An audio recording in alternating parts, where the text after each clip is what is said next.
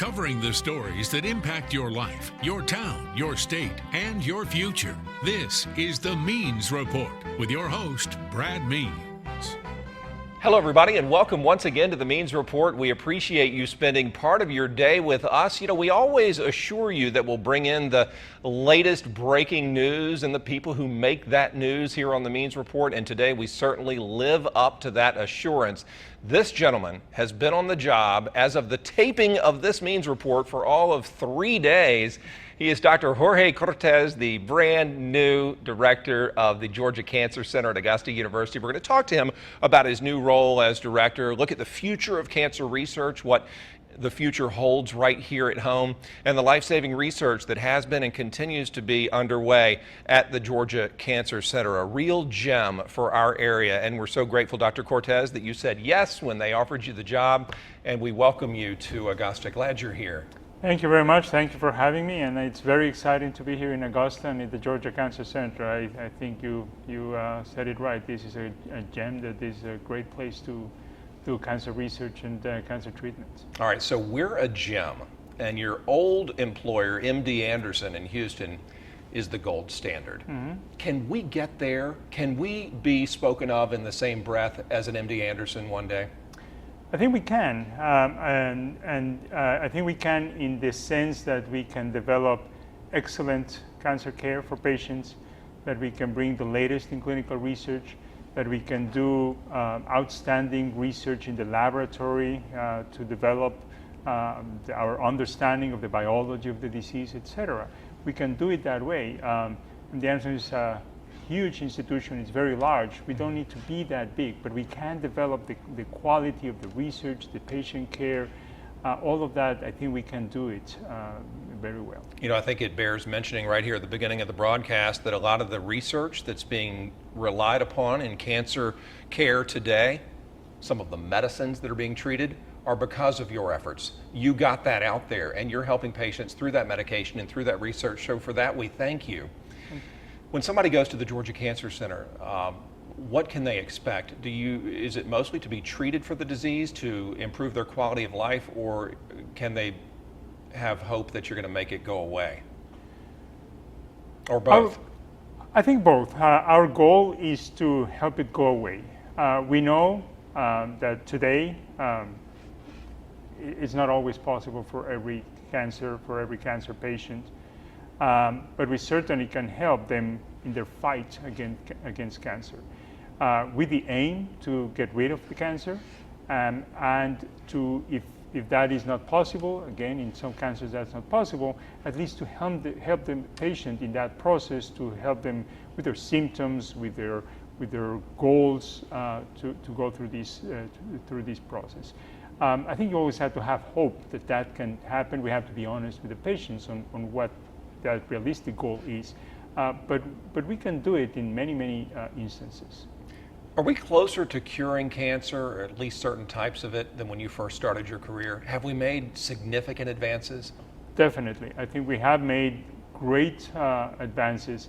One is because we understand the biology, how cancer works better, mm-hmm. and how it affects the body better, and so that has given us better tools to develop better therapies, and we have developed a better ability to translate that understanding of what's happening really deep into the cancer biology into better treatments for patients, where, for example, nowadays we rely less and less on chemotherapy. We still use it, but much less. And we're doing more of these very specific therapies and affecting the immune system and all these things that are giving us a more comprehensive approach to treat the cancer that we didn't have just a few years ago. And so when you treat it, though, you're improving the quality of life, you're helping people live longer. And how have the patients responded to that? Because I would think that if you get, God forbid, a cancer diagnosis, that your first thought is, okay, they're just going to cure me. They're going to make me well as if I had the flu. And then when you say, you know what, we can't make it go away, but because of the research that you referenced, we can make you a happier, healthier person longer. What's their response when you tell them that? Well, I think we need to first be realistic and help the patient understand what exactly we can aim for.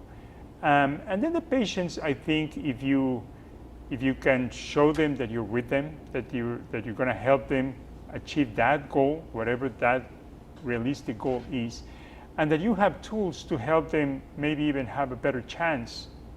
For example, through clinical trials, that you say, well, this is what we know today. Maybe clinical trials give us hope, at least, that we can do better in controlling the symptoms, better in eradicating the tumor, better in whatever that cancer is. I think the patients appreciate, and I think they appreciate the openness that you can tell them exactly what you know about the cancer and what you don't know about the cancer, and what are the options and the real expectations with the options that you can offer them. What's your job going to look like day to day? Are you peeking your head in the lab to make sure that the latest cutting edge research is going on? Are you peeking your head in the patient's room to make sure that their exam is going okay? How do you kind of manage both of those worlds? I do want to be very involved with the day-to-day operations. I am going to have still a little bit of a clinic myself, because I do want to see how it works, make sure that we are providing that excellent care, and because I enjoy seeing my patients. Many of my patients are actually following me all the way here. Are they really mostly leukemia patients? Mostly leukemia patients, exactly. And I am going to have some of my clinical trials that I'm bringing with me so that we can offer those options for patients, again, patients with leukemia. But I also want to be very close to our colleagues that work in the laboratory to understand what they're doing, and so that we can connect the researchers that are helping us understand the cancer with the clinical doctors that are helping us fight the cancer, and see how we can connect, develop new clinical trials, help understand the classification of the tumors, what type of tumors they are, what we need to do about them. When you say clinical trials, a lot of people's ears perk up, because those are difficult to get to. It takes a lot of time to get to that stage. It's one thing to look at something under a microscope. It's another to say, hey, come on in and volunteer and test out this new treatment.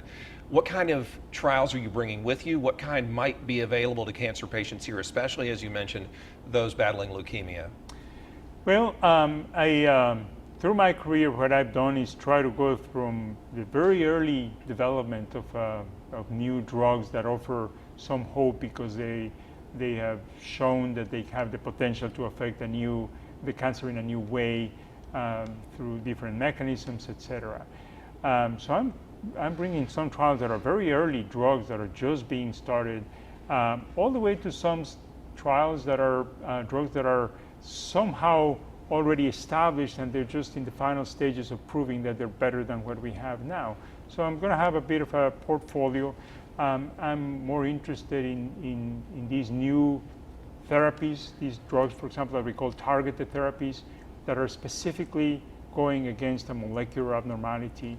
Immune therapies, we know a lot more about the immune system, and we're trying to use that more to help fight the cancer.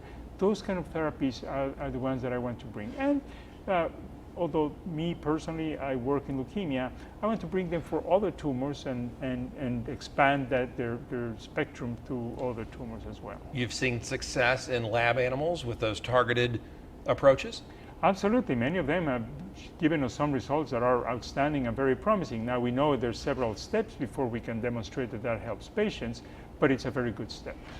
When we come back, our conversation with Dr. Jorge Cortes continues. He's the brand new, and I mean brand new, director of the Georgia Cancer Center, kind enough to stop by the Means Report in his very first week on the job. We'll find out more about what the future holds for him and for us as we all deal with this disease when we come back.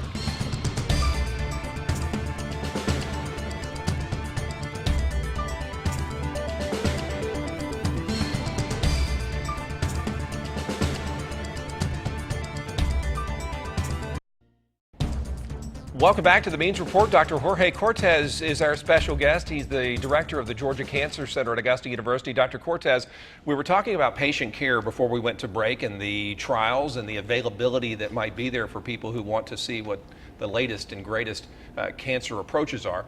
Let's talk about a recent approach to cancer treatment. It's medical marijuana to be used either to manage pain, perhaps, or to offset the effects of chemotherapy. Your thoughts on the use of marijuana, cannabis, and how it comes into play in your job? There are instances where there's been very good use for this approach, and certainly in cancer therapy, because of the symptoms and because of the limitations that we sometimes have to approach them, it can help with the management of, for example, nausea. It can help with the management of pain, and although certainly you want to make good use of all the options that you have, it is certainly good to have this as an option. You know, we as we were discussing, we don't always can cure the cancer, so you know, giving the patient whatever time they can spend with their family with the best quality of life possible, that's important. If this is a tool, and it is in many patients, then you have to use it. One of the things that was said about you when you got the job, in the news release, in fact, from Augusta University, was that you're a good listener, that you want to go out into the communities and hear from the patients themselves. What's that going to look like? Will we see you traveling around the area and going into doctors' offices or MCG-owned facilities? How's that work when you want to go out and listen? Yeah, I do want to go out, and yes, that's my plan. I do want to go out to the different communities that we serve, to see, to talk to the doctors that are treating the patients there, to talk to the patients themselves. I've had a lot of experience developing patient education programs related to cancer and things like that. And I think that's important. We do not always transmit our understanding of the cancer to patients in the right way, either because we're rushed in the clinic or because we use these big words that we doctors like, and then the patient doesn't really understand it well, and you know, sometimes it's difficult for them even to ask questions because, again, of the rush. So I do want to be out there and understand their needs and see if we can even bring the cancers, the therapies and the knowledge and all of that to the community. So, you know, I was describing this as taking the center, the cancer center, out to the periphery. You know, we want to go out, not having to have the patients necessarily always coming. There are going to be things that we can only do at the main campus, but there are things that we can do out there. You know, MCG, Augusta University, the Georgia Cancer Center recently, it was announced, is going to get $6 million in grant money to help do some of the things that you were just describing, go into these underserved areas and help cancer patients, an effort that's been underway for years at the Georgia Cancer Center anyway. Now you get to continue it. How important is that to you to know that that funding is going to be there and that those folks who are outside of the Augusta city limits are not going to be ignored? I think this is an outstanding effort that deserves a lot of credit, and I can emphasize it very strongly because I have nothing to do with it. I was there, but it's a great effort, and this is a renewal. And the reason I mentioned that is because it shows how successful it has been as a program for the Georgia Cancer Center. Through that effort, for example, the enrollment of minorities in clinical trials, 49% of patients. The national standard is 5%. Wow. So we can do 49% of our patients in clinical trials are minorities. They don't get those opportunities. So this is the kind of things that because of the population we serve, because of the communities we serve, we need to emphasize so that everybody has the opportunity to get the best patient care, the access to clinical trials, all these things that we can develop and deliver in the Cancer Center. You know, I hear the word access, and it makes me think about affordability. If somebody is watching right now and they think, look, I don't have the greatest insurance in the world, I don't have any insurance, but I want some of what Dr. Cortes is talking about. Do grants like that help people get that access even if they can't afford it? Well, they help in some way, and not always can help everything. They cannot do everything.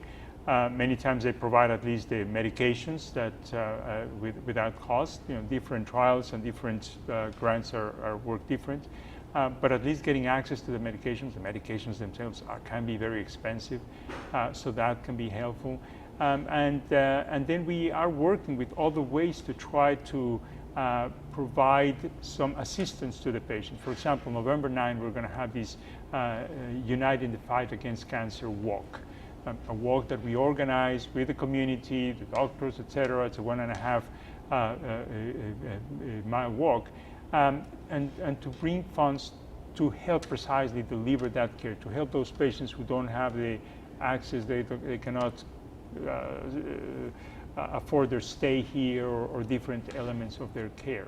All of that goes back to serve those communities. So through the grants and through other efforts, we are trying to reach out to these communities to give them that opportunity to get the best treatment possible. Can you do anything at the Georgia Cancer Center to make cancer care more affordable? Y'all are big. Augusta University is a force in this state. You have purchasing power. Can you make the care cheaper? I think us by ourselves probably cannot do that alone, but we can be a strong voice to that with our representatives, with our government, and this goes beyond just local government. It has to do with many other entities, and we can and we will be a strong voice for these. I just very recently published a manuscript where we did some research on what is the best way to manage patients with the newest drug, or use one of the older drugs, relatively new, but it's already a past generation, but provides good access. And we did a mathematical model to see what works best. And this is the kind of things that you at least put out there for everybody who's at stake with these, whether it's the drug companies, the government officials, the pharmacies. Everybody has a stake, and we all have responsibilities. It's nobody's fault, but if we all work together, I think that will become more of a reality. So we will continue being a force in terms of working on finding ways to make it more affordable. Did you find that sometimes some of the older medicines, some of the more affordable approaches were the better way to go versus some of the newer, more expensive stuff?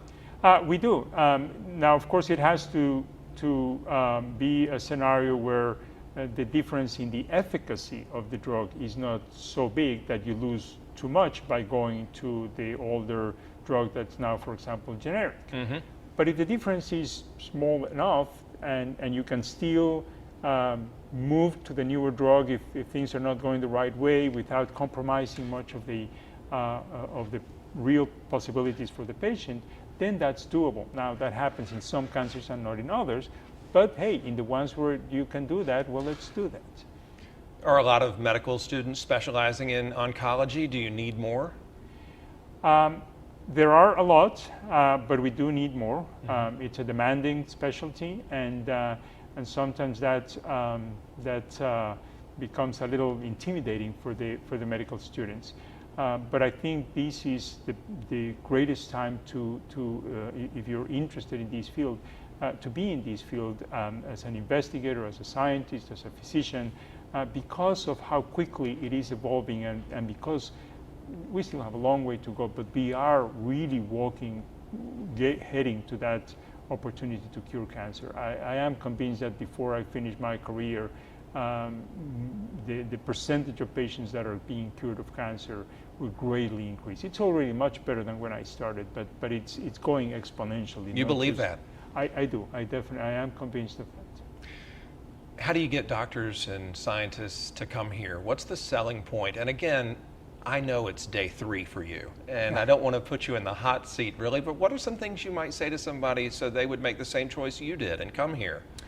Well, I think first of all, we need to let people know that we already are doing very good work, or my colleagues are doing very good work. Again, this is nothing that I've done. They already were doing it.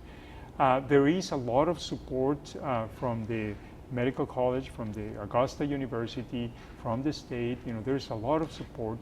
I love the involvement of the community, how supportive the community, how much they take the Cancer Center as their own, how much they want it to succeed, and all of that.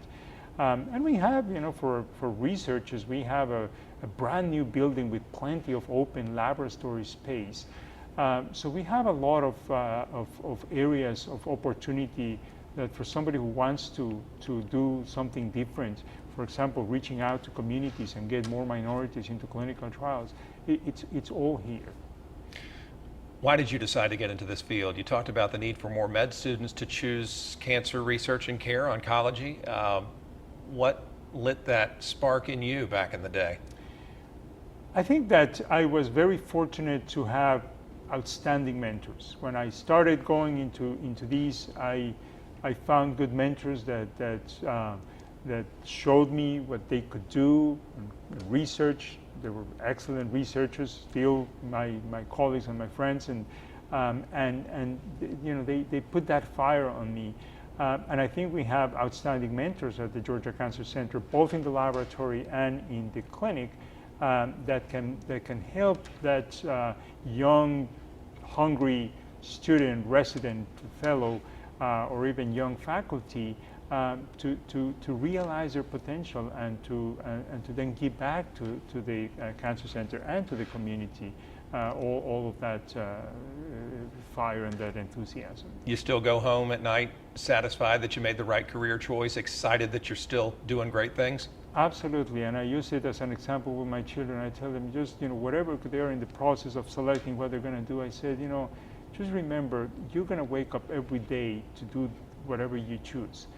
I was very lucky. I found what my passion is. I get up excited every day to go to work. There are days that you have problems, whatever, but if you're excited, you'll go through them.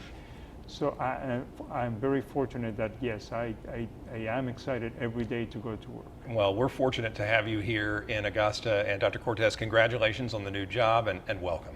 Thank you very much. I'm very happy to be here, and thank you for the opportunity. Absolutely. Hope you'll come back. I will. Dr. Jorge Cortes, new director of the Georgia Cancer Center. Some incredible things going on right here at home.